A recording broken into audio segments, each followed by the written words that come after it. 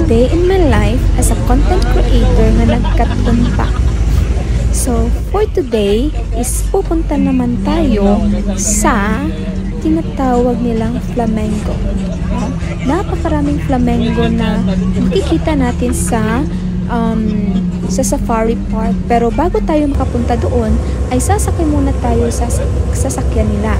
So, as you can see, marami ang mga nakasakay sa sasakyan.